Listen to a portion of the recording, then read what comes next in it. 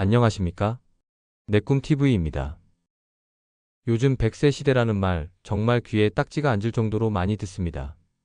그런데 이 말이 어떤 날은 희망처럼 들렸다가 또 어떤 날은 덜컥 겁부터 나는 무거운 숙제처럼 느껴지기도 합니다. 혹시 우리 시청자님들도 그런 경험 없으신가요? 앞으로 100세까지 건강하게 살 수 있다는 사실은 분명 축복입니다. 하지만 동시에 그 긴 세월을 무엇으로 먹고 살지, 아프면 어떡하지, 자식들에게 짐이 되지는 않을까 하는 걱정이 꼬리에 꼬리를 물기도 합니다. 그 마음 저도 잘 압니다. 나라는 나라대로, 개인은 개인대로 이 거대한 변화에 적응하느라 정신이 없습니다. 그래서 오늘은 2025년 10월 바로 지금 우리 시니어와 관련된 흥미롭고 주요한 국내외 핵심 뉴스 8가지를 엄선했습니다. 일을 해도 연금을 100%다 받는다는 정말 반가운 소식부터 내가 죽어야만 나오는 줄 알았던 사망보험금을 내가 미리 당겨 쓴다는 놀라운 소식. 하지만 반대로 빚에 허덕이는 노년층이 급증하고 있다는 안타까운 현실과 요양원보다 저렴하다며 아예 1년 내내 크루즈선에서 노후를 보내는 호주 부부들의 이야기까지.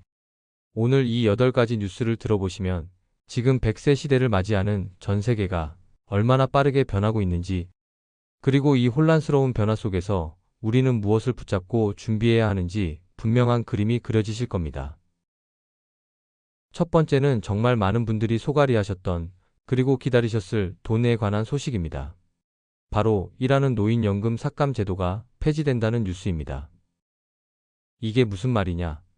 혹시 연금 깎일까봐 더 일할 수 있는데도 일부러 소득을 줄이거나 아예 일을 그만두신 적 없으신가요? 그 마음 저도 잘 압니다.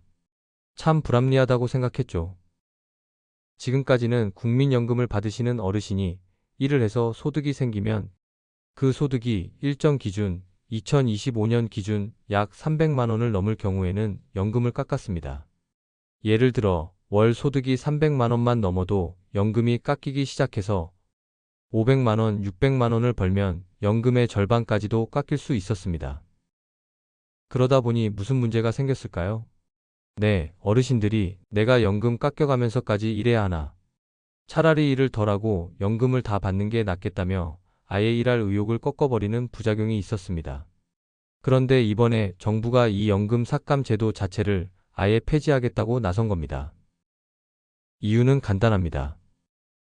일할 수 있는 시니어는 더 오래 일하게 해서 노후 소득을 스스로 벌게 하고 부족한 사회 노동력도 채우겠다는 거죠. 이게 현실화되면 앞으로는 국민연금을 받으시면서 내가 능력이 돼서 월 500만 원을 버시든 1000만 원을 버시든 내 연금은 1원 한 푼 깎이지 않고 100% 전액 다 받으실 수 있게 되는 겁니다. 물론 아직 추진 단계라 법이 통과되어야 하지만 이건 단순히 돈을 더 버는 문제를 넘어 100세 시대에 당당하게 일할 권리를 되찾아온다는 점에서 시니어들의 경제활동에 엄청난 변화를 가져올 매우 반가운 소식임에는 틀림없습니다. 두 번째도 돈에 관한 아주 흥미로운 소식입니다.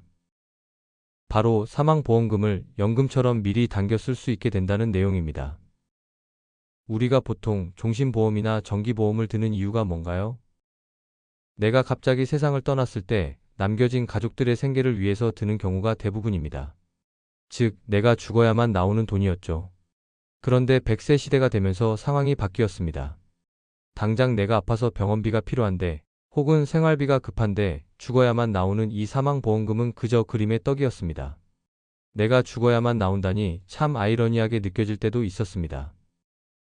그래서 이번에 연금 선지급 특약이라는 것이 도입됩니다. 쉽게 말해 내가 가입한 사망보험금의 일부를 내가 살아있는 동안 노후 자금이 필요할 때 연금처럼 쪼개서 미리 받을 수 있게 해주는 겁니다. 예를 들어 사망보험금이 1억 원이라면 그중 5천만 원은 내가 70세부터 10년간 연금처럼 나눠받고 나머지 5천만 원은 내가 사망했을 때 유가족에게 지급하는 방식이죠. 물론 그만큼 나중에 유가족이 받을 돈은 줄어들겠지만 당장 노후 자금이 급한 분들에게는 내 돈을 내가 활용할 수 있는 선택권이 생긴다는 점에서 아주 큰 의미가 있습니다. 모든 보험에 적용되는 것은 아닐 수 있으니 여러분도 가입한 보험이 있다면 이 특약이 가능한지 이번 기회에 한번 확인해 보시는 게 좋겠습니다. 자, 이렇게 연금이나 보험처럼 좋은 소식만 있으면 얼마나 좋을까요? 하지만 100세 시대의 그늘은 생각보다 깊었습니다. 세 번째는 조금 무거운 소식입니다. 바로 노인 부채 문제입니다.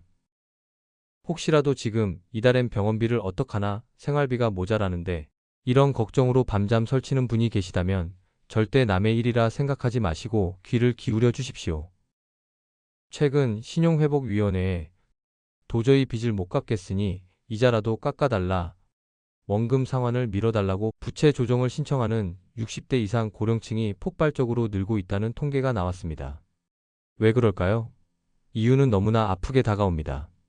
소득은 줄거나 끊겼는데 병원비나 간병비처럼 나가는 돈은 계속 늘어나기 때문입니다. 부족한 생활비를 급한 대로 카드론이나 대부업체에서 빌려 쓰다가 결국 이자가 이자를 낳고 빚의 굴레에 빠지는 겁니다.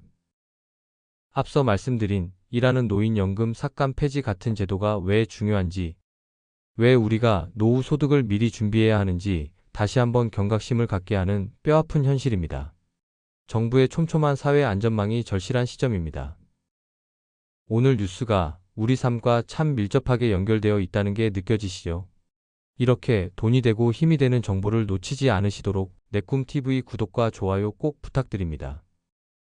자, 그럼 이제 눈을 돌려 해외로 가보겠습니다. 혹시 이 나이에 내가 뭘, 혹은 주변에서 나이 들어서 라는 말에 상처받으신 적 없으신가요? 유럽연합 EU에서는 10월 1일 세계 노인의 날을 맞아 아주 의미 있는 제안이 나왔습니다. 바로 연령차별에 맞서는 법적 행동 계획을 만들자는 겁니다. 에이지즘, 즉 연령차별이 뭔가요? 나이가 많다는 이유 하나만으로 사람을 다르게 대우하는 겁니다. 나이 들어서 뭘 하겠어? 노인은 변화를 싫어해. 이런 고정관념 때문에 채용에서 불이익을 주거나 사회활동에서 배제하는 모든 행위가 바로 차별입니다. 유럽에서는 이런 연령차별이 성차별이나 인종차별만큼이나 심각한 사회 문제라고 보고 이제는 구호가 아니라 법과 제도로 이걸 막아야 한다는 목소리가 커지고 있는 겁니다. 나이는 숫자에 불과하다는 말이 단순한 위로가 아니라 당연한 권리로 자리 잡아야 한다는 유럽의 움직임. 우리 스스로도 이 나이에 라는 생각에서 벗어나 당당해질 필요가 있겠습니다. 두 번째 유럽 소식은 우리에게도 아주 익숙한 논쟁거리입니다. 바로 고령 운전자 면허 문제입니다. 저도 운전대를 잡을 때마다 예전 같지 않네 라고 느낄 때가 있습니다. 하지만 또 대중교통이 불편한 시골이나 외곽에 사시는 어르신들에게 자동차는 유일한 발입니다. 병원 가고 장 보고 참 어려운 문제죠. 이건 정말 찬반이 팽팽합니다. 한쪽에서는 안전이 우선이다 라고 외칩니다. 나이가 들면 아무래도 순발력이나 시야가 젊을 때 같지 않으니 큰 사고를 예방하기 위해 면허 갱신 주기를 지금보다 더 짧게 하고 적성 검사도 훨씬 까다롭게 강화해야 한다는 주장입니다. 하지만 다른 한쪽에서는 이건 명백한 차별이다 라고 맞습니다. 특히 대중교통이 불편한 곳에 사시는 어르신들에게 운전을 못하게 막는 것은 사실상 이동권과 생존권을 박탈하는 것과 같다는 겁니다.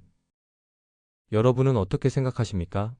안전과 이동권, 이 두 가지 가치가 정면으로 부딪히는 이 딜레마. 유럽에서도 아직 정답을 찾지 못한 이 문제는 곧 우리나라에서도 가장 뜨거운 사회적 문제가 될 것입니다. 우리 사회가 안전과 권리 모두를 지키는 현명한 합의점을 찾아야 할 때입니다. 자, 세 번째 해외 소식은 정말 흥미롭습니다.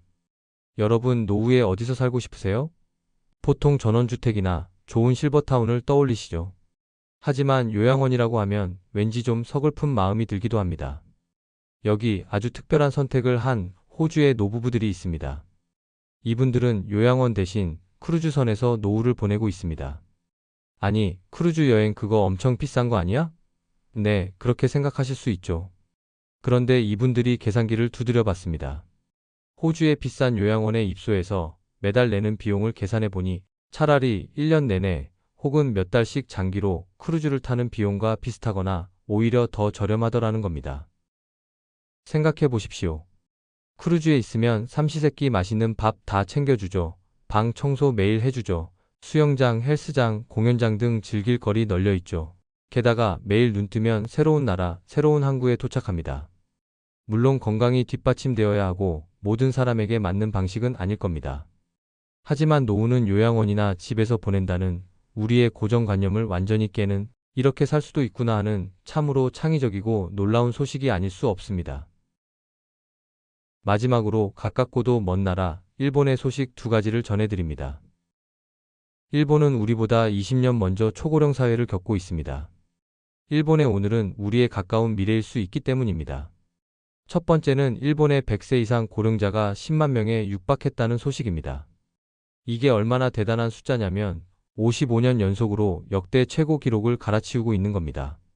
말 그대로 100세 시대가 구호가 아닌 현실이 된 국가입니다.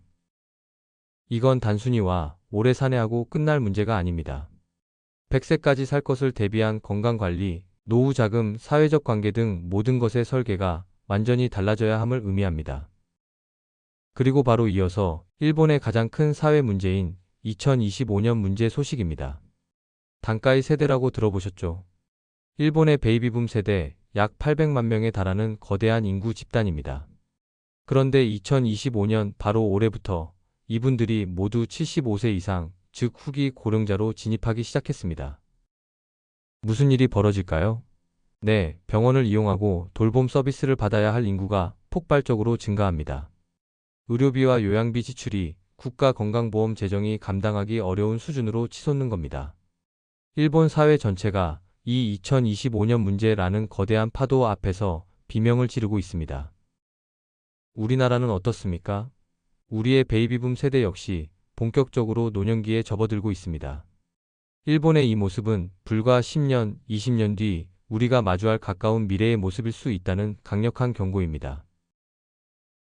이상으로 오늘은 시니어 관련 국내외 8가지 뉴스를 전해드렸습니다.